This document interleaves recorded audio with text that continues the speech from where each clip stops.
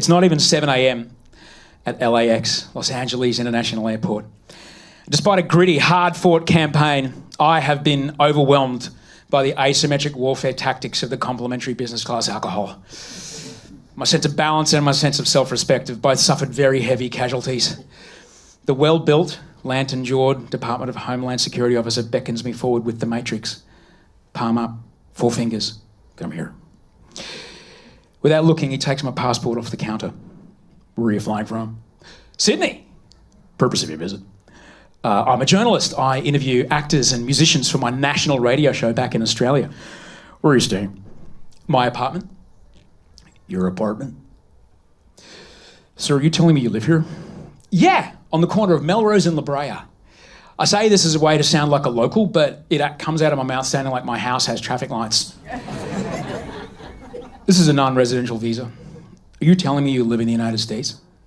Something shifts in the air between us. But I press on, completely unaware of what's happening. Yeah, I came here on a tourist visa, but I started getting work, so I did the right thing, and I got a journalist visa. Do you pay rent?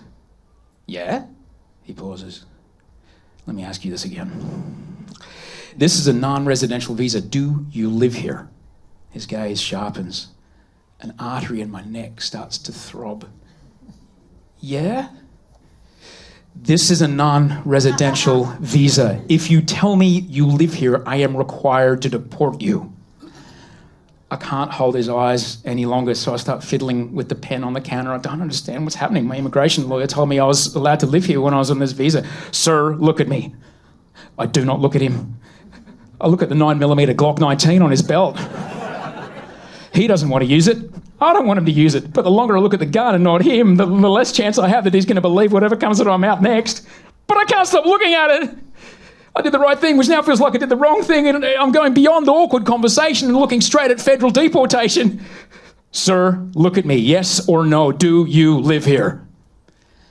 Suddenly, I'm overcome with the crystal clear knowledge that when an officer of the law says, look at me, my situation has gone from something that I could probably talk my way out of to something that they are trying very hard to help me avoid going catastrophically wrong.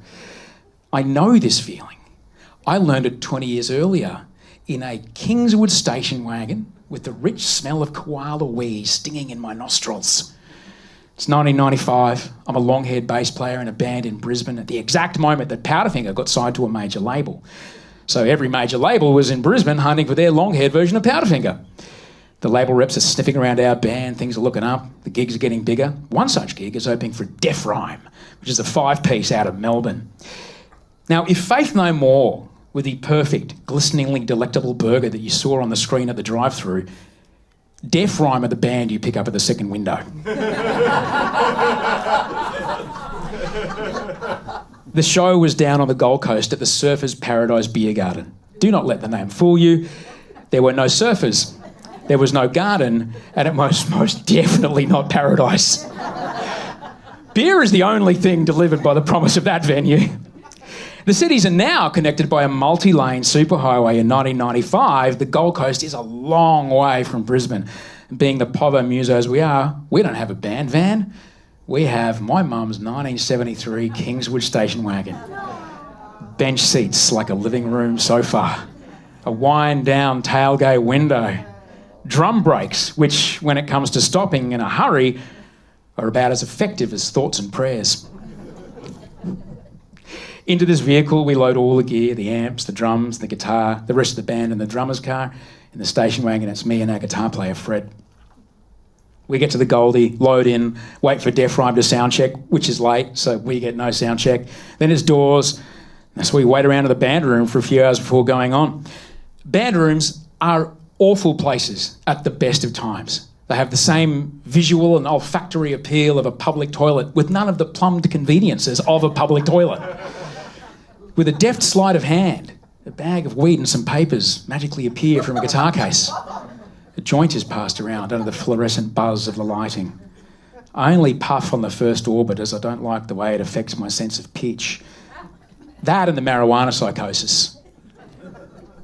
But I have a puff anyway, because I'm a fucking addict and it'll take me a further 15 years to figure this out.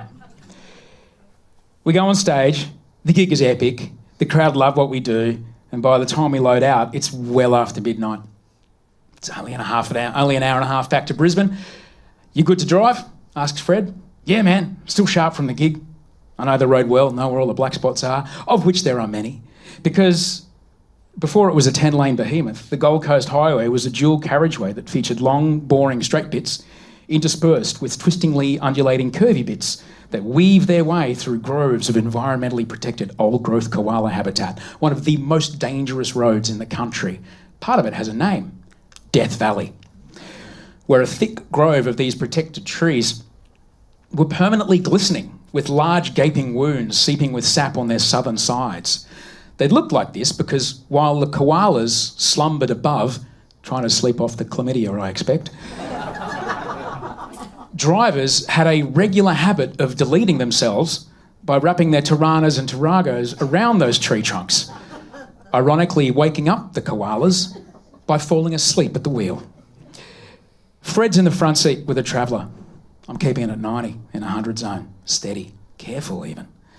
At Ormo, we salute the digger for good luck. Fred slurs, I'm going to have a bit of a sleep. Yeah, no problem, mate. I turn down the Parliament Funkadelic tape to nap level. He has to be up for work in a few hours and I have to get him home. The road hums.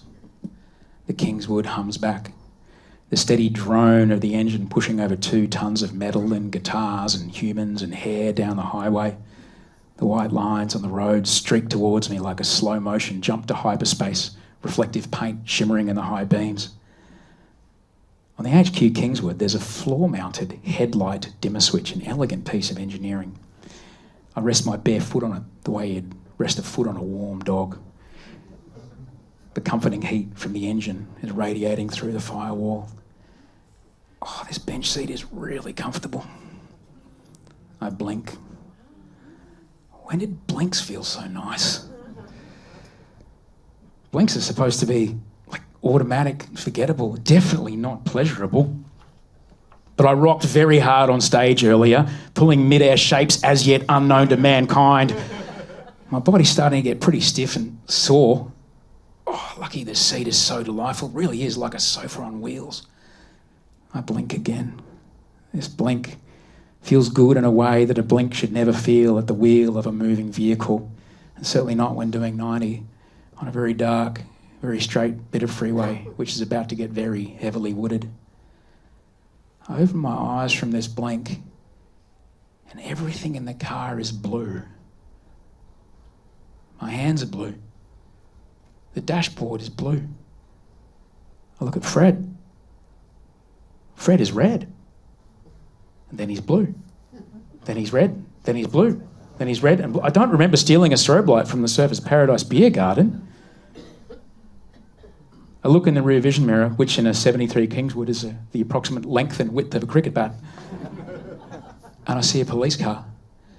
They are so close, I can see the expressions on their face in perfect, terrible detail, mouths open as wide as they can go, muscles in their necks bulging as they silently scream into the windshield. I cannot hear them.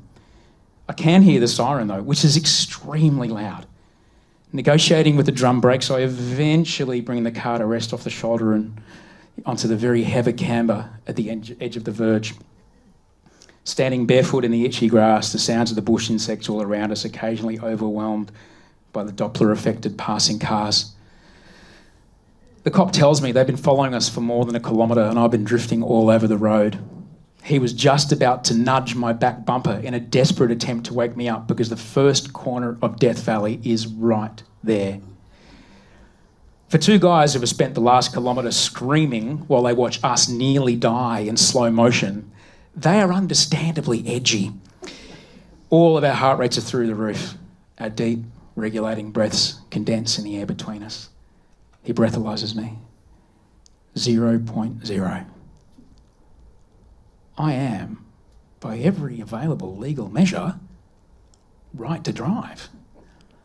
I thank him very much for saving our lives and start to make the case for why they should let me go, because boy, oh boy, that fright really sharpened me up. Oh, I am well and truly sharp now. Fred's to get home. He's got to get home because he works early. So if there's nothing else, officer, And in the space of that breath, my brain jumps in to remind me, I smoked weed a couple of hours ago, and the guitar case that it's stashed in is in that Kingswood right behind him. He's a cop with an elevated heart rate. I am a musician with drugs to hide. I think I'll just shut the fuck up for a bit. He looks at my long hair, which 10 years earlier in Queensland would have been probable cause in itself. And something invisible passes in the air between us. Mate, look at me. There's that throbbing in my neck. You are going to drive to the next servo. We are going to follow you. You will have a sleep. Are we clear? Yeah, the shell, just over the hill. Yes, we will be right behind you. Very slowly, hazards on, we pull in. The cops watch me park. They watch Fred get out, open a fresh pack of ciggies, while I lie long ways across the bench seat like I'm in poor man's business class. Have a safe night, they say, and then they're gone. Fred flicks his fringe so as not to immolate himself, and he lights a B&H Gold. You good, Gins? Yeah, sorry, mate, just give me 20 minutes. My exhaustion and relief quickly overwhelm the adrenaline, and I pass out. Sir, look at me. Yes or no? No, I don't live here. The well-built, lantern-jawed Department of Homeland Security guy reaches with his right hand for something. Ka-chunk. Have a nice day.